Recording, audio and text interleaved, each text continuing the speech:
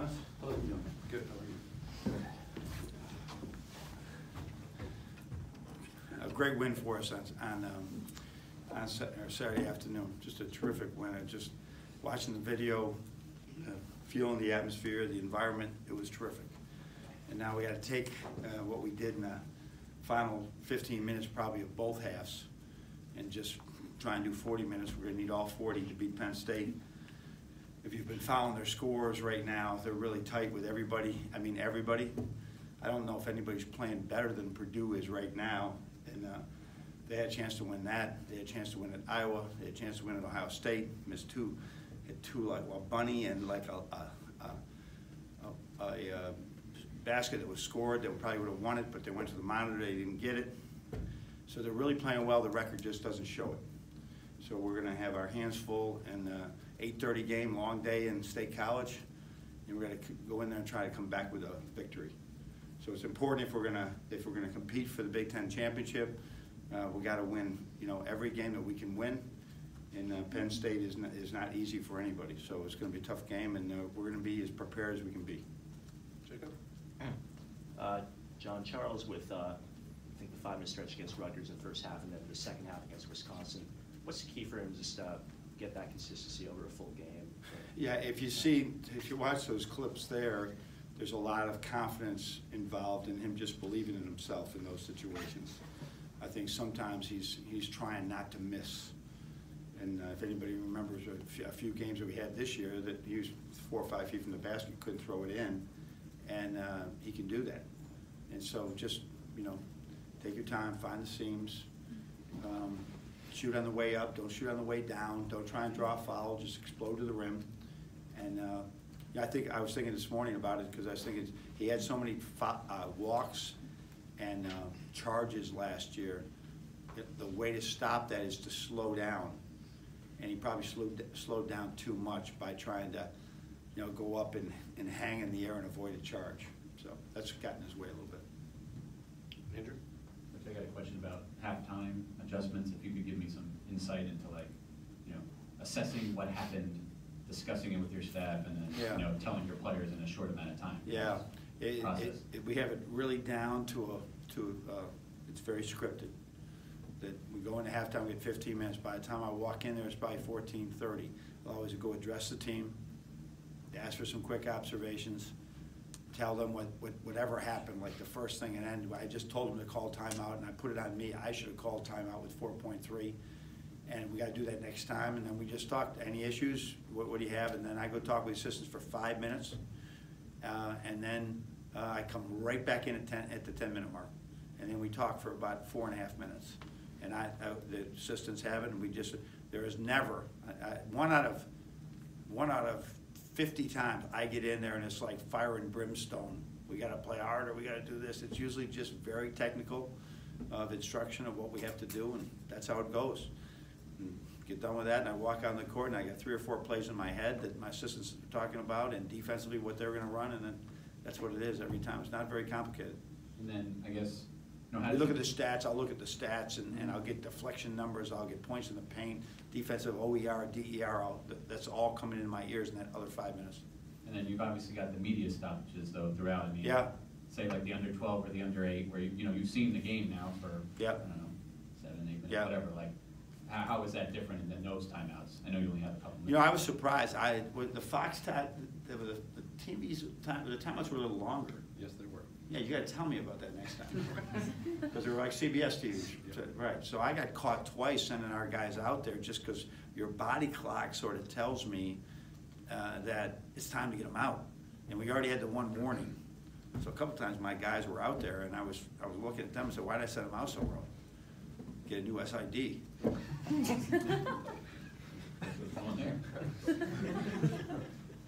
Who's next? Go ahead, Orion. John, it seemed like you guys got a lot of open shots yesterday. Your thoughts on how smooth the offense looked? Maybe more smooth. Yeah, we got more open shots in that game than we did in Madison, and then we just had a bunch of not go. I mean, really, and so it's I thought Iggy took some better shots, and Xavier only took 1 3, And then I thought that was going to go in, and so it was just one of those games where we just couldn't make a shot. I thought in Madison it had a lot to do with their defense. I thought this time we just missed them, and we missed some pretty good open looks, and they made some tough ones. And then typically around this time of the year, your teams start to find another level in play.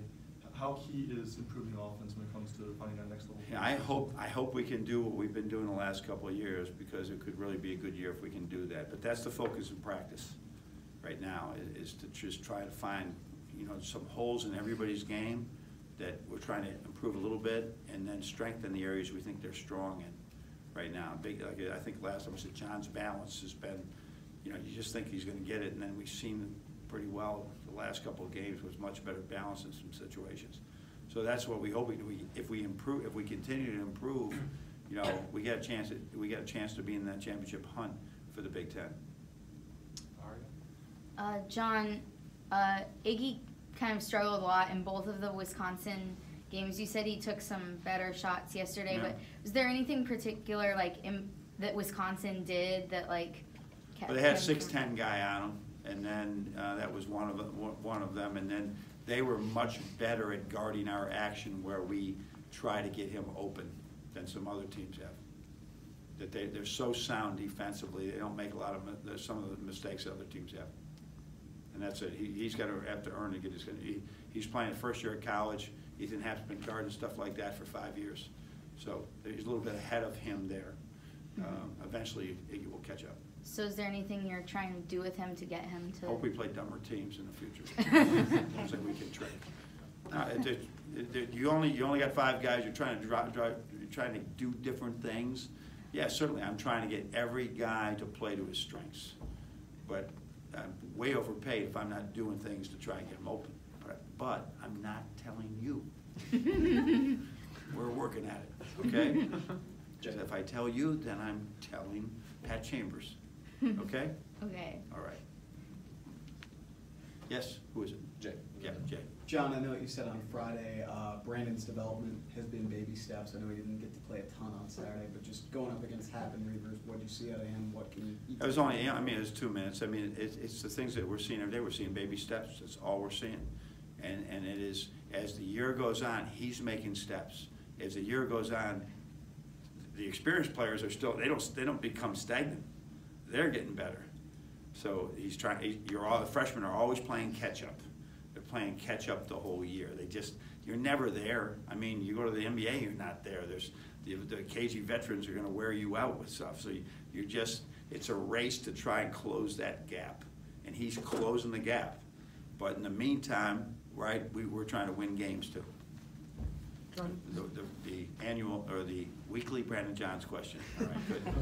I love the kid though. John, Xavier and John seem to have a really good chemistry on the court. How important is that to have a good on-court relationship chemistry between the 1 and the 5 positions? Yeah, it is, especially, you know, the difference in who they are. You probably never heard of Billy Caldwell and Bob Lanier, but they played at St. Bonaventure, and they were like this. Billy was this little guy, about 5'10", and Bob was here, and they were like great friends. And you see how they came in the same class together, a little bit under-recruited guys that were, you know, came in with a little edge about them that, you know, a lot of people doubted whether they maybe could play at Michigan, right, or play at either one of them. And I just love the way they work together. And they really have a great just feel for each other. I mean, Xavier's now got 135 assists, 35 turnovers, or 120, I don't know, it's 100, he's got 100 more than he has turnovers. John is one of the best, analytically, he's one of the best pick and roll players, finishers in the country. And he's got many more, doesn't have a lot of assists, but he doesn't have hardly any turnovers, so the two of them really work together well. When Mo left, did you expect them to have this as good of a relationship? I don't expect anything, I just want him to be good. I mean, he's really done well. He's done well. I was encouraged that he wouldn't dunk some of these alley-oops he's getting right now last year. They would have been, oh man, my bad, I just missed it. He spent the whole summer with Camp Sanderson. That's just 1 or 2 inches of vertical jump, made a big difference. Thank you. Sticking with Xavier, I mean, Yep. it's the Big Ten in assist turnover ratio. Yep. I guess, how much different is he seeing the floor, I guess, this year? Oh man, I mean, that was the big thing in his freshman year, why he did not start last year. there was this one extra dribble, there was this little delay, that he wasn't just making simple plays. You know, it was the guy who can go to the major leagues and be a singles hitter was trying to hit home runs all the time, and it was really getting in his way. And once he started to appreciate how effective he can be doing less and just hitting the open man, and that's why his number is like the way it is right now. You talk about maybe the simple player there, maybe any passes or plays that stand out that he's like making more consistently? No, it's the ones that are so simple that they don't stand out, but they just, you know, by hitting, you can be on a fast break and you can come down and you can hit Jordan Poole at 25 feet, or you can just wait for him to take one more step and hit him at 21, because we don't want him to have to dribble. So that recognition, where he used to do that all the time, he'd just see an open man and hit it, and the guy was 28 feet from the basket. Now he's got to dribble in for a three. He's that little feel that probably a lot of people wouldn't appreciate. He understands. And then the pick and roll game, whether he's seeing he's got to see three. He's got to look at the basket. You got to see the roll guy. He's got to see the opposite corner. He's got to see the guy trailing up behind. Those. He's looking at three things. Actually, you can see this guy over here too. Four things you got to look at one time. And he's nobody's perfect at it, but he's getting really exceptional right now at making the smart decision.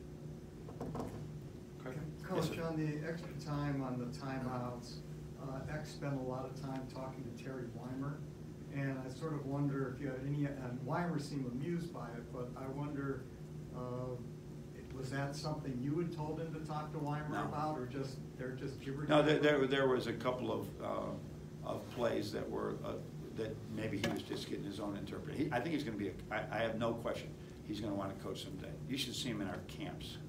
I mean, he's the best coach. If a kid has him as their coach in camps, I mean, he's all in, and so I think that he's got a high interest in the game and what he can do to learn as much as he can, including why officials make certain calls. Connected, perhaps, is last week you seemed to say that you preferred the evolution of refereeing in the game, calling things a little more closely. But in this game, they let a lot of the small stuff go. And isn't that really more in tune with the six and a half guy rotation, letting letting small stuff go and calling the bigger Well, things? yeah, I think what you may think are small things, Okay. it's, this is a very small thing, and it won't get called. This is a very small thing, and it will get called, and it's got the same amount of impact. Are you like that?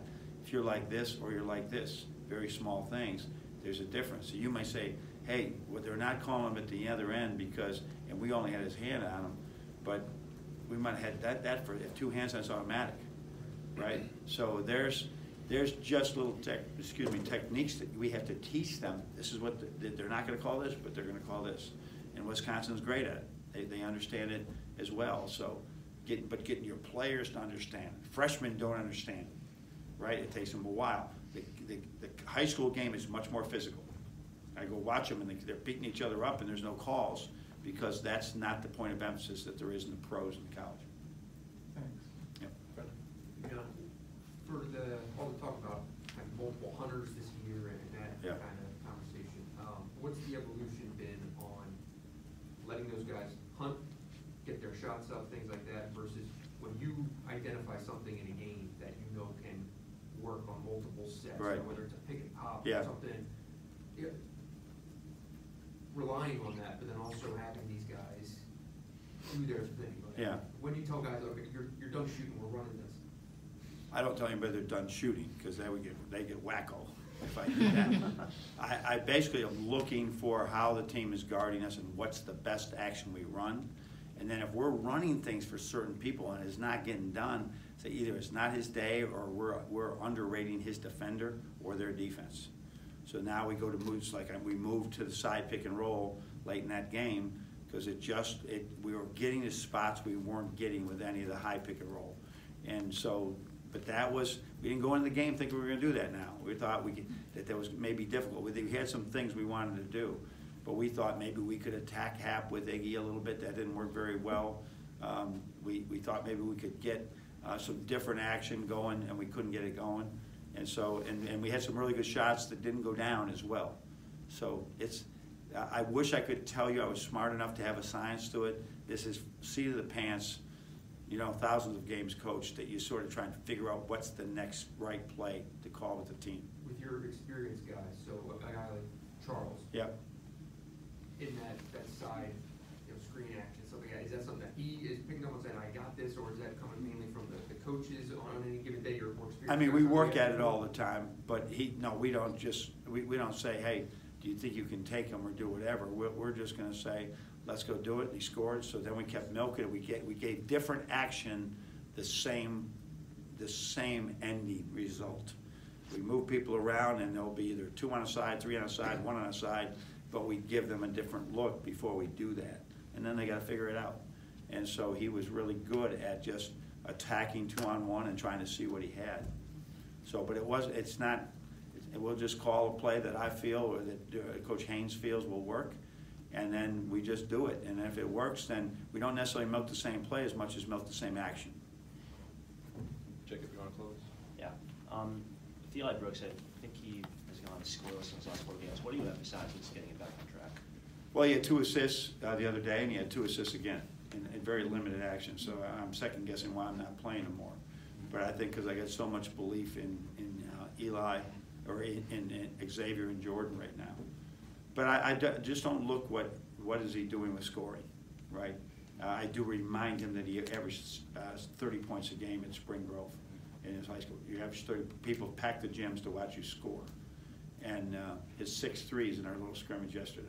So he's just got to feel it, but if he doesn't feel he's turning down open jump shots, I don't want him to shoot them if he doesn't feel he can make them. And obviously if you feel you can make them, you're going to shoot them. So all I can do is hopefully his next shot's going in, and that will help him a lot. But his defense is outstanding, and I said he's got 2 assists. If you prorated that, he would have had, what, 25 assists or something. So he sees the floor, he makes us better when he's in there, but don't judge it on his scoring. Is that kind of the role you want out of him, out of the 7? No, I love to see him pull up and shoot jump shots. I like him out there just knocking down jump shots all the time, right? I would love to see him be able to do it, come off a ball screen and rise up and shoot it in. That's not his personality right now, and we're trying to get that out of him and make plays for others, but we need him to shoot the ball too. And because a lot of whether he's a point guard or off guard, it just helps if he's more of a threat. But if he's not comfortable with that, we'll take his minutes. But for him to get a lot more minutes, we want him to shoot more. Obviously, we need him to make them more too. Good. Thanks, Coach. All right, thanks.